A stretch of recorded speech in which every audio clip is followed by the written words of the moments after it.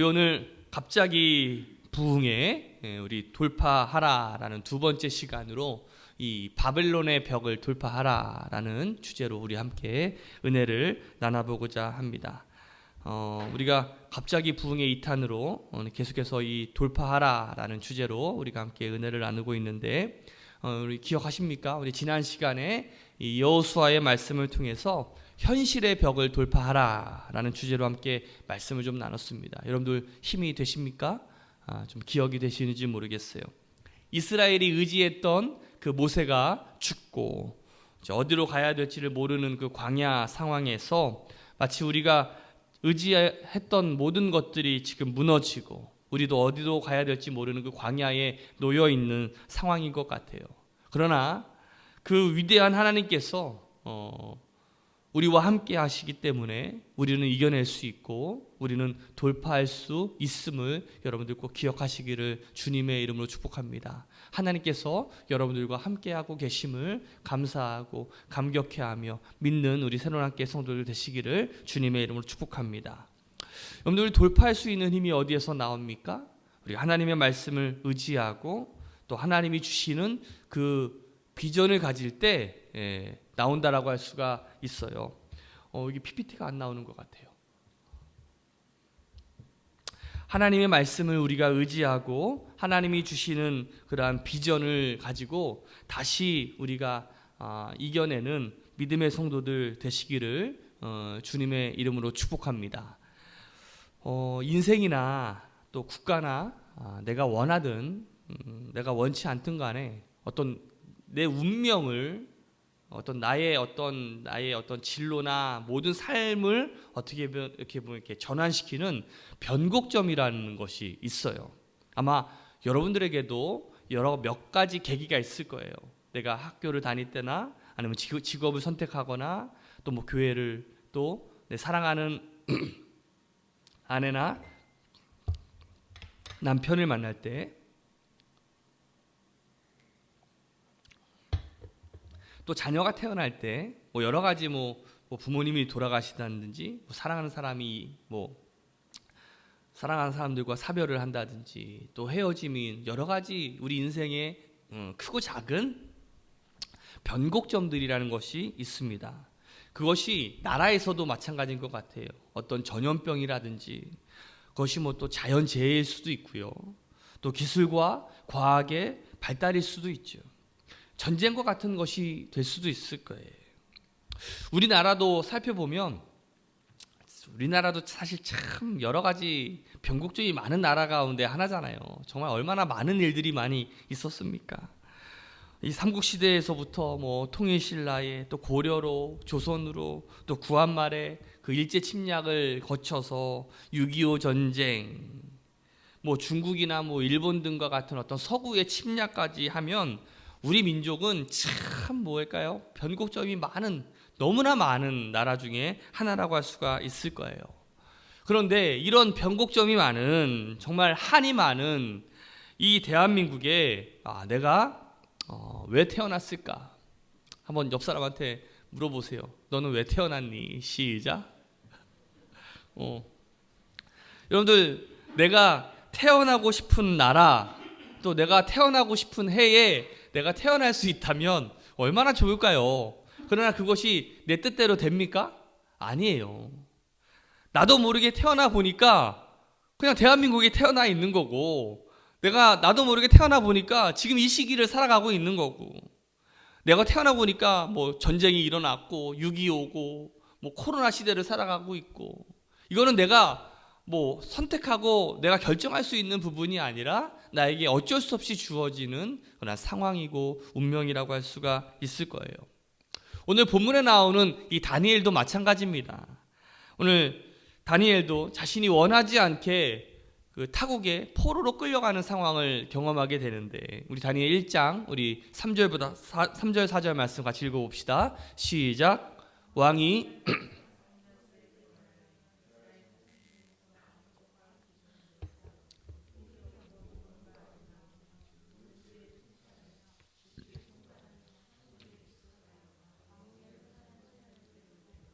그들에게 갈대아 사람의 학문과 언어를 가르치게 하였고. 자, 다니엘이 이 바벨론이라고 하는 나라에 포로로 끌려갔을 때의 나이가 한 16살 정도 추정하고 있어요. 그리고 다니엘서 1장 21절 말씀에 보면 다니엘은 그 고레스 왕 원년까지 있느니라 라는 이 말씀을 보면, 이 고레스는 이 페르시아의 왕이거든요. 이제 바벨론 다음에 이 페르시아라고 하는 제국이 바벨론을 멸망시키고 이제 페르시아 제국을 삼게 되는데, 그러니까 이 다니엘이 바벨론에서부터 바벨론이 이제 남유다를 점령한 BC 한 605년부터 바벨론이 이 페르시아에 멸망당한 BC 한 539년까지 무려 66년간 이 바벨론에서 포로 생활을 하게 되는 거예요. 사춘기 소년, 이 16살 때부터 이제 90세에 이르기까지 이 한 66년간을 이 바벨론에서 포로 생활을 이 다니엘이 했다라고 할 수가 있을 텐데, 뭐 불행인 건지 다행인 건지는 잘 모르겠지만 이 다니엘은 다른 포로들처럼 이제 어떤 뭐 노역을 하거나 어떤 뭐 이렇게 심한 어떤 뭐 전쟁에 뭐 가담한다든지 그런 것이 아닌 궁중에서 생활을 하게 됩니다. 이 궁중에서 생활을 했다고 해서 뭐 요즘 우리 젊은이들이 군대 갔을 때 이렇게 뭐 힘든 일 안 한다라는 것을 표현할 때 꿀빤다, 꿀보직이라고 이렇게 많이 표현을 하긴 하는데, 그런 것이 아니에요. 궁중 생활이라고 해서 편한 생활을 하는 것이 아니라 엄밀히 말하면 다니엘은 내시였다라는 거예요. 내시. 성경학자들마다 다르게 해석하기도 하지만 가장 유력한 해석은 다니엘이 내시가 되었다라는 것이 맞아요. 이 다니엘은 어떻게 보면 한참 예민한 그 사춘기 시절에 너무나 큰 일을 겪게 됩니다. 조국이 갑자기 전쟁에서 져서 멸망당한 것도 기가 막힌데, 그럼 생각해 보세요. 어떻게 보면 이 다니엘과 그 친구들은 어떻게 보면 볼모로 잡혀가는 그 귀족의 자녀들이거든요. 거기 그 우리나라에서도 뭐 청나라나 명나라나 막 그 여자들 이렇게 막 잡아갈 때 이렇게 뭐죠? 이렇게 바퀴 수레바퀴에 막 철장 같은 거 해놔가지고 막 끌려갈 때 막 영화 같은 거 오면 막 그냥 울고불고 막 난리치고 하는 그 장면을 볼 때마다 얼마나 가슴 아픕니까? 그냥 타국의 그런 모습으로 철장에 갇혀서 이 포로로 끌려가 있는 그 삶, 하나님을 모르는 그 이방 나라의 왕궁에서 외로이 가족도 없이 홀로 지내야 되는 그러한 서글픈 처지들을 여러분 생각해 봐야 돼. 그러니까 내 의지와는 상관없이 어떤 그들이 원하는 삶을 요구받으며 강요받으며 살아가야 되는 그 현실이 얼마나 힘들고 아프고 어려웠을까. 우리 시편 137편 말씀을 보면 우리 1절부터 4절까지 말씀을 한번 보세요. 이 시편이 그 바벨론 포로에 끌려가 있는 이스라엘 백성들의 어떤 그 애환이 담겨 있는 슬픔의 시이거든요. 같이 한번 읽어볼까요? 우리가 바벨론의 여려 강변 거기서 앉아서 시온을 기억하며 울었도다.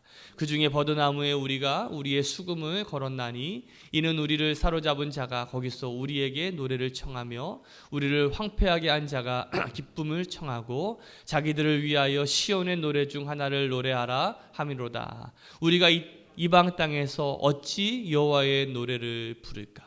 그러니까 이제 이스라엘 백성들이 이 바벨론의 포로로 끌려와 가지고 시온이라는 것이 어디예요?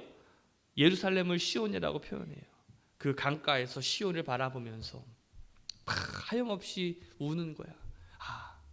우리가 언제 다시 하나님을 예배하고 우리가 언제 다시 하나님을 찬양하고 우리가 언제 다시 한번 그날을 회복할 수 있을까. 후회하고 애통하고 슬퍼하고 있는 이스라엘의 백성의 어떻게 보면 이 슬픔이 담겨 있는 시가 우리 시편 137편이라고 할 수가 있을 텐데, 어떻게 보면 이 바벨론 포로기야말로 이스라엘이 겪었던 어려움 중에 가장 큰 어려움이고 가장 큰 슬픔이고 가장 큰 고통이라고 할 수가 있을 거예요. 우리나라도 여러 가지 우여곡절한 그런 기간들이 많이 있었지만 여러분은 어떻게 생각하세요? 우리나라 중에서 제일 슬펐던 기간이 언제였을까? 저는 개인적으로 일제 시대인 것 같아요.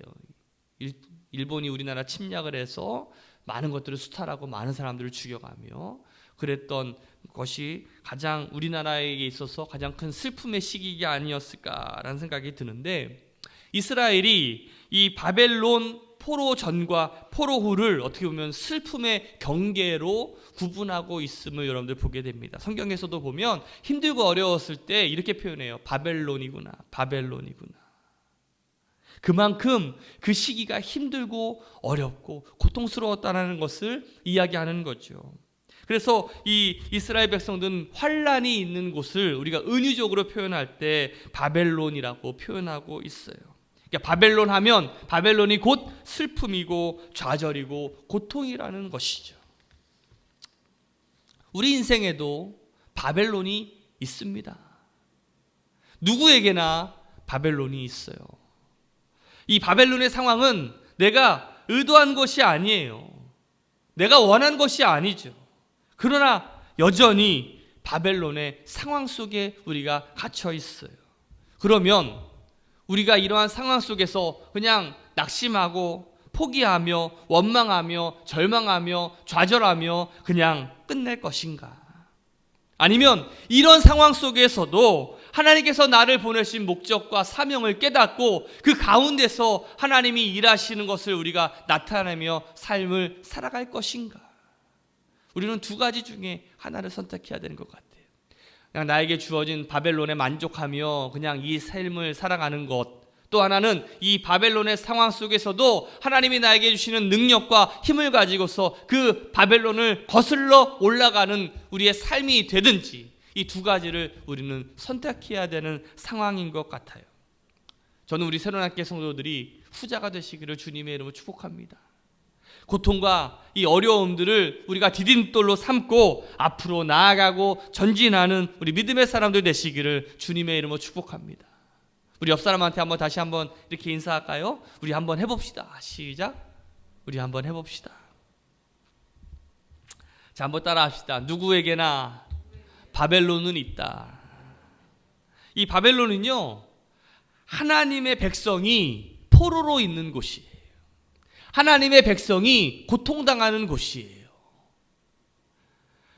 이 시대의 바벨론은요, 외로움의 장소고 눈물이 그냥 뚝뚝 떨어지는 곳이에요. 믿지 않는 자들로부터 이유 없이 괴롭힘을 당하고 피해를 입는 곳이에요. 믿음을 지키고 싶어도 지킬 수 없는 곳이에요. 이 바벨론에서 나를 지키는 것은 너무나 힘들고 어려운 일이에요.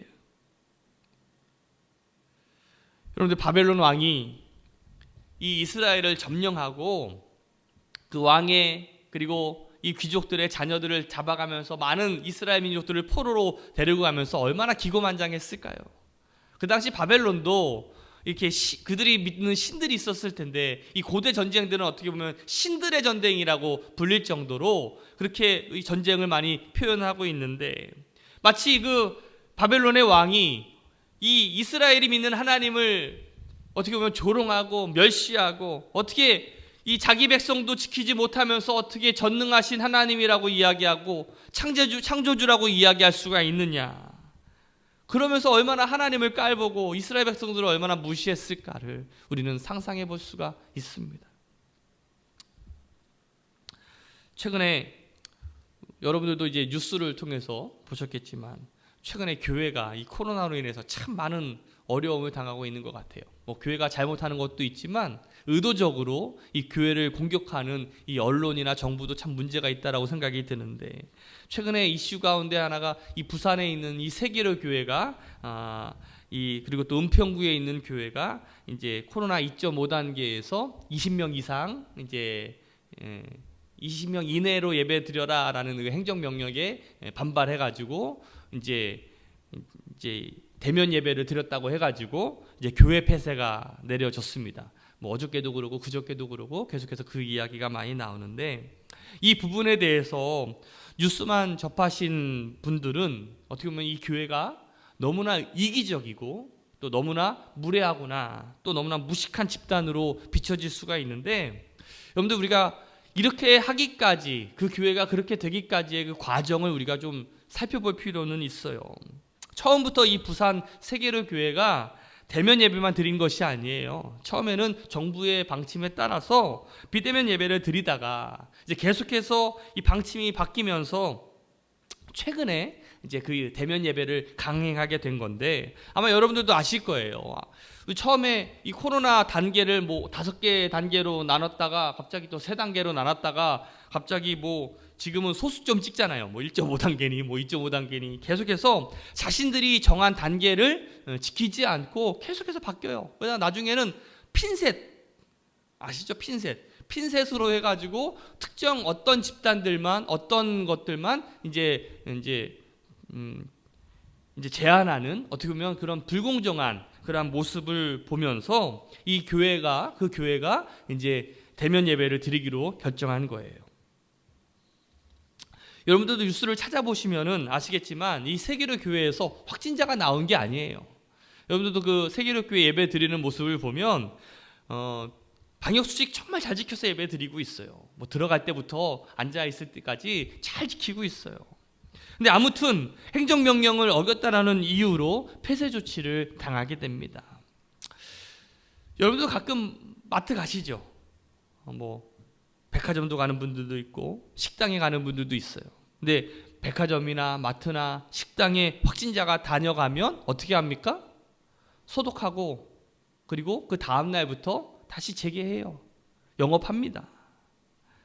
그런 걸 보면 어떻게 보면 지나친 처사라고 할 수도 있어요. 제가 말씀드리는 것이 뭐 행정명령 어겨가면서 그렇게까지 예배드리는 것이 옳다라는 뜻은 아니에요. 제가 뭐 세계로 교회를 막 이렇게 변론하는 것도 아니고.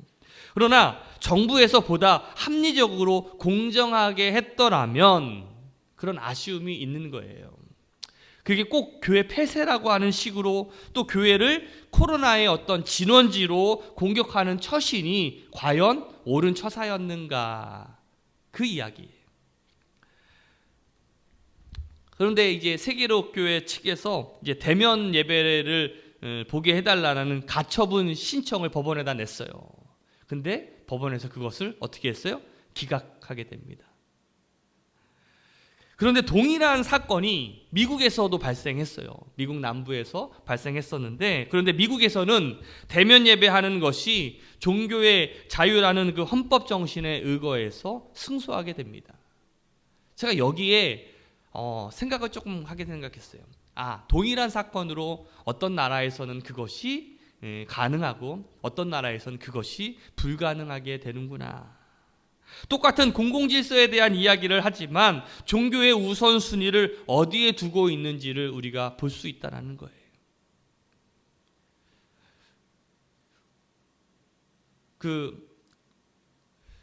여러분 그 서초 강남 지역에 학원선교회가 있습니다. 학원선교회. 해마다 이제 크리스천 선생님들이 모여가지고 뭐 노래도 하고 발표도 하고 함께 축제를 여는 매해마다 그렇게 발표회를 열었었는데, 이 해가 거듭되면 거듭될수록 그 숫자가 점점 줄어들고 있어요. 그 이유가 뭔지 아십니까? 크리스천이 줄어서가 아니에요.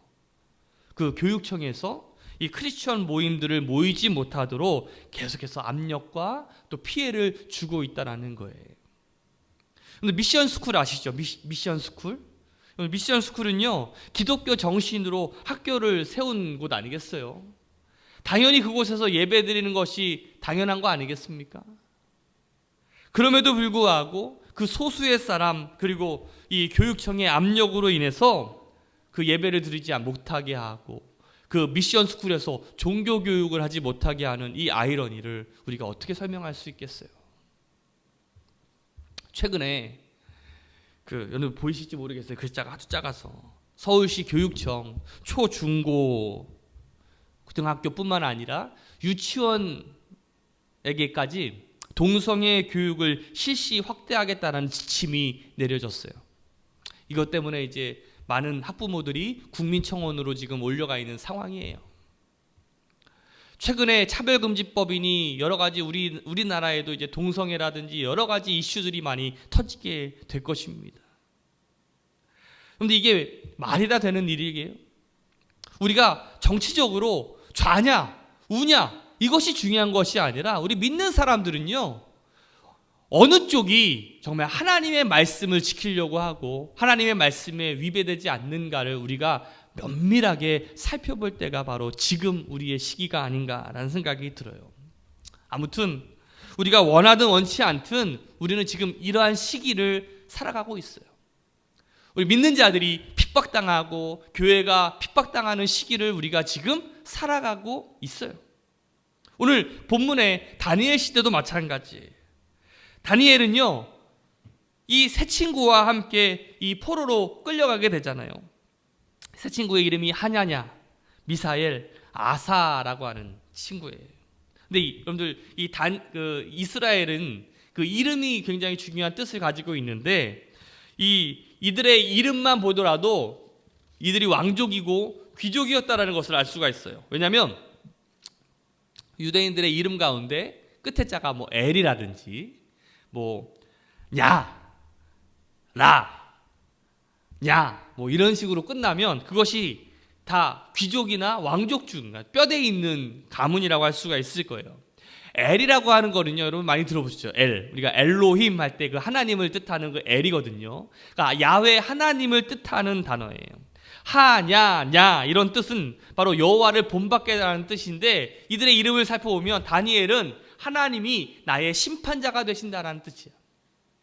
하냐냐는 하나님은 참으로 은혜로우시다. 미사엘은 하나님과 같은 분이 어디 있겠느냐. 아사는 하나님은 참으로 나의 도움이시다라는 뜻을 가지고 있는 이름이에요. 그런데 이 바벨론의 왕 느부갓네살이 이들을 포로로 끌고 가서 어떻게 합니까? 그 이름을 바꾸게 합니다. 그래서 다니엘의 이름이 벨드사살이라. 이 벨이라고 하는 것은요, 바벨론이 섬기는 신이에요. 그러니까 이제 하나님이 나의 심판자가 아니라 오히려 이 벨이 나의 심판자다라고 이름이 바뀌게 되는 거죠. 아사는 아벳느고라고 이름이 바뀝니다. 이 느고라고 하는 것은 바로 이 바벨론의 두 번째 신의 이름이 느고예요. 이처럼 바벨론은 이 유대인의 이름을 바꿔서 그들의 정체성을 흔들려고 하는 거예요. 여러분 우리도 그런 건 경험했잖아요. 일제시대 때 창씨 개명하면서 우리 민족의 정신을 아예 말살시키려고 했던 것이 바로 그 이름을 바꾸려고 하는 것 아니었습니까?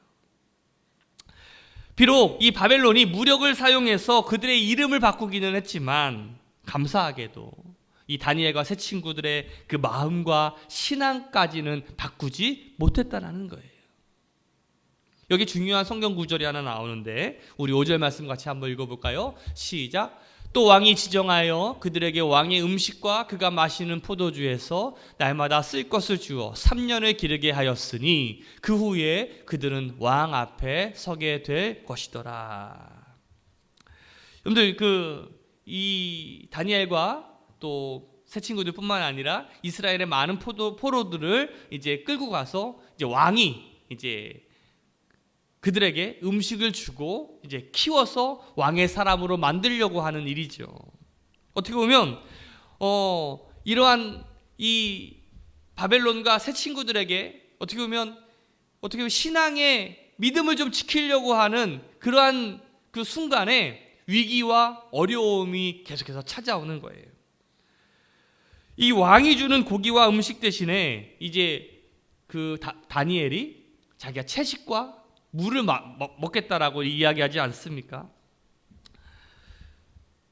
이 다니엘은 이 바벨론의 왕이 음식, 그 고기와 포도주를 준다라는 것은 그냥 단지 음식의 문제가 아니라 이 왕의 호의를 받아들이고 또 왕의 주권과 왕의 통치를 내가 인정한다라고 생각했던 것 같아요. 실질적으로 그 음식들은 바벨론의 이방신을 섬겼던 제사의 음식을 가지고 이 아이들에게 먹여졌기 때문에 더 그것은 확실하다고 생각이 들어요. 뿐만 아니라 다니엘과 그 세 친구들에게 또 하나의 시험이 다가오죠. 어떤 시험입니까? 이 바벨론의 왕 그 느부갓네살 왕이 커다란 자기의 동상을 세우게 됩니다. 그리고 거기에 절하라고 명령을 하게 되죠. 여전히 우리가 북한에 가면 그 김일성 동상이 있잖아요. 근데 우리나라에는 그런 동상이 있지는 않지만 이 다니엘의 금신상보다 더 위험하고 더 악랄한 이 시대의 금신상이 우리 주변에 너무나 많이 존재하고 있다는 거예요. 오히려 눈에 보이지 않기 때문에 그것이 더 위험하고 강력하다라는 거예요. 이 시대의 우상, 바로 하나님보다 더 사랑하는 것. 그것은 더 까다롭고 더 은밀한 곳에 내재되어 있습니다. 그것은 우리의 쾌락을 자극하고 있어요. 우리의 마음을 흔들고 우리의 세계관과 우리의 가치관을 갈아엎고 있어요. 바로 우리의 정신, 세계관, 또 지식, 돈, 권력,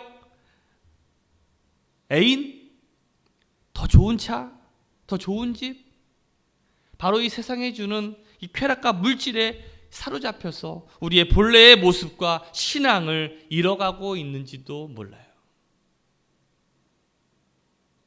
이 세상의 달콤함에 빠져서 세상을 변화시키기 위해서 우리가 또 법조계로, 우리가 의학계로, 우리가 교육계로, 우리가 문화계로 나아가야 됨에도 불구하고 그냥 이 세상에 나가서 빛과 소금의 역할을 감당해야 됨에도 불구하고 여전히 이 세상이 주는 쾌락에 맛을 들여서 우리의 본래 모습을 우리가 잃어버리며 살아가고 있는지도 몰라요. 오늘 개구리를 삶아 먹는 법 아시죠? 이야기. 오늘 개구리를 끓는 물에 딱 집어넣으면 어떻게 됩니까? 바로 막 깜짝 놀라가지고 튀어나오든지 아니면 갑자기 죽더라도 그 개구리가 단단하게 굳어 죽습니다. 그럼 먹을 때도 맛이 없대요. 그러면 개구리를 얼마나 어떻게 맛있게 먹을 수 있느냐? 처음에는 찬물에 개구리를 넣대요. 그 다음 서서히 불을 데펴가면서 이렇게 삶으면 개구리가 자기가 죽어가는 줄도 모르고 익어간다는 거죠. 그렇게 되면 아주 야들야들하게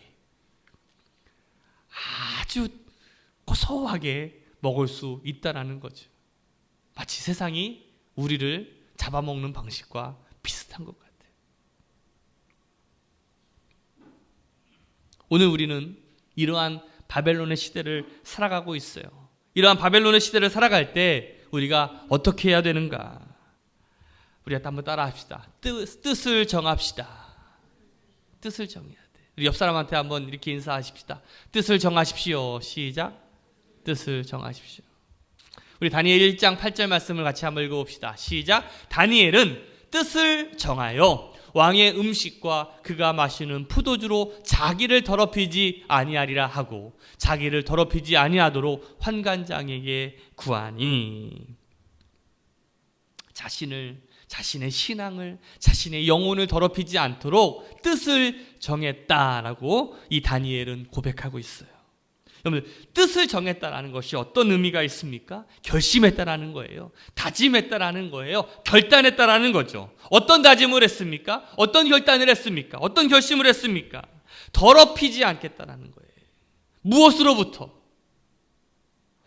이방신으로부터 주는 모든 혜택을 내가 그것으로 인해서 내 영혼을, 내 믿음을 더럽히지 않겠다라는 거예요. 오늘 우리가 이 세상으로부터 우리의 신앙과 믿음을 더럽히지 않겠다라는 그런 단호한 의지라고 할 수가 있어요. 오늘 우리가 이 코로나 시대에 우리가 뜻을 정해야 하는 것이 무엇일까? 우리가 무엇을 결심해야 될까요? 오늘 우리의 예배의 자리가 무너지지 않도록 결심해야 돼요. 우리의 기도의 자리가 끊기지 않도록 우리가 결심해야 되는 거예요. 우리가 찬양과 감사의 자리가 무너지지 않도록 우리가 결단해야 되는 거예요. 우리가 우상 숭배의 정면으로 도전해서 바벨론에 살고 있는 이 현실을 우리가 돌파해 나가야 되는 거예요. 우리들의 모습을 한번 보세요. 냉정히 내 모습을 지켜보세요. 백화점, 마트, 음식점, 카페 다 다닙니다. 근데 교회는 안 와요.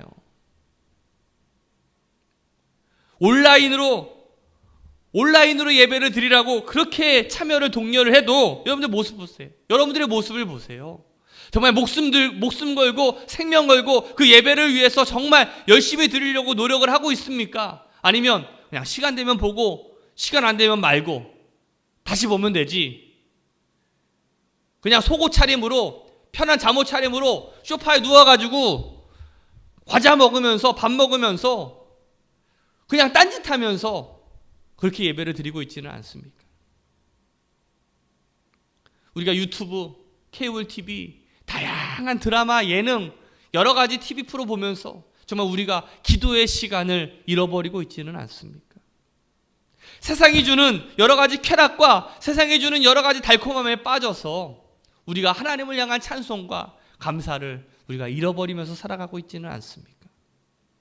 이 시대에 우리를 무력으로 우리 겁박하며 우리를 신앙을 막는 것은 없어요. 그러나 더 교묘하게, 더 악랄하게, 더 달콤하게 우리들의 신앙을 저해하고 막는 이 시대에 금우상이 있다는 사실, 그것이 바로 바벨론이에요. 오늘 우리가 이 바벨론의 시대를 살아가고 있습니다. 오늘 우리 정신 차리고 우리가 다시 한번 결단하며 하나님께 나아가야 될 줄로 믿습니다.